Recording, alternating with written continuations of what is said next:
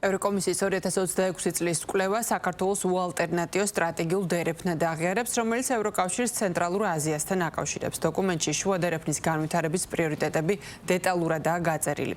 კვლევის თანახმად დანაკლიის ღრმაწყლოვანი პორტი სტრატეგიულ პრიორიტეტად არის დასახელებული ევროპული სატრანსპორტო ქსელის გაფართოების ფარგლებში. ასევე აქცენტი კეთდება მის სრულ ინტეგრაციაზე სარკინიგზო და საგზაო მაგისტრალებთან.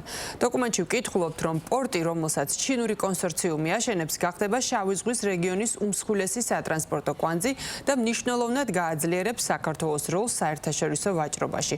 საუბარია ასევე ევროპული მართვის სისტემის დანერგვის და ლოკომოტივების განახლების აუცილებლობაზე. კვლევაში აღნიშნულია, რომ ბაქო-თბილისი-ყარსის რკინიგზაზე ახალქალაქის სადგურზე ტვირთების სწრაფად გადატვირთვის თანამედროვე სისტემა დაინერგება. წერია, რომ საქართველოს რეგიონულ ციფრულ ჰაბად ყალიბდება რამდენიმე მიმართულებით. ჩამოთვლილია კომპონენტებიც. ევროკომისია ყურადღებას ამახვილებს შავი ზღვის წყალქვეშა ოპტიკურ კაბელზეც. ევროკომისიის მეტაკვლევა საქართველოს როგორც კარიბჭეს და რეგიონულ ენერგეტიკულ ციფრულ ჰაბს განიხილავს. დოკუმენტში ხაზგასმულია, რომ ქვეყნის ინფრასტრუქტურული მოდერნიზაცია და ევროპულ სტანდარტებთან თავსებადობა პირდაპირ აისახება ევროპის ეკონომიკურ უსაფრთხოებასა და ვაჭრობის სტაბილურობაზე.